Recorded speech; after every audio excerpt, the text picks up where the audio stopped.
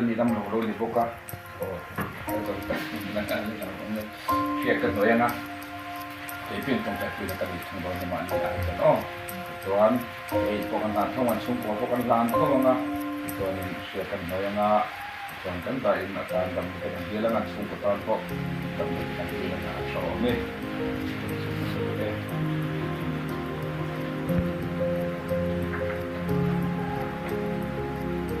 masih punya tentang soal dia kan soal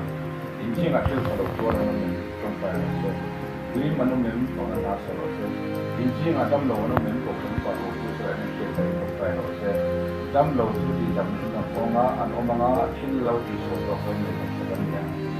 ini dah poin mana yang tentang apa ini dia pokoknya gua suruh mana tentang yang pun datang semua sudah apa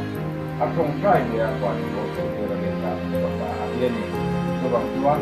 dapat saya kira berikut maya ini nak jadi apa mungkin berikut itu tuan pasien dia nak asli lah apa mungkin so jadi bukan bagi mungkin finali maksudnya dengan saya pasien dengan mana lah kita kena sampai oh lepas jadi dia nak kembali kalau dia ni tak sah tak boleh nak sembilan lepas tanda sampai ke kanan ini kita lepas ini soalnya dia tam doya nang wan chan tela kan chi rual ni ro pina ta la na ma kan nan na chung nam da pon na pon ho se ini chu ke ke ram boy ke pani min kan la malo ta chen min so pi ta ni ne ke man so ta in dam doya min sang sa tuin ne re ti sin ke ni ke ta na ne kalau ni dia pa po chen sa kian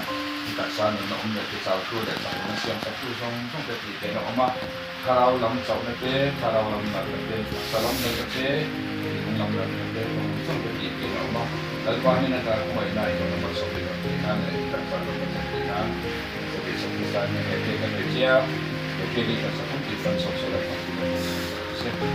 na ko ta le hallelujah hallelujah la pa ni hallelujah hallelujah Lele Bhagavan Tamarureda Hallelujah Suma Silamba Siam Tu Hallelujah Yesu Winniya Mikrofatin Hallelujah Reflex mo se elpa matan kanai soto winniya kusum kaum takun reluta elpa kumase elpa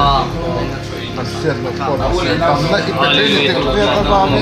long hallelujah amen hallelujah dan pabi angkal sama China alpa kumpatesim hallelujah alpa hallelujah harus alpa hallelujah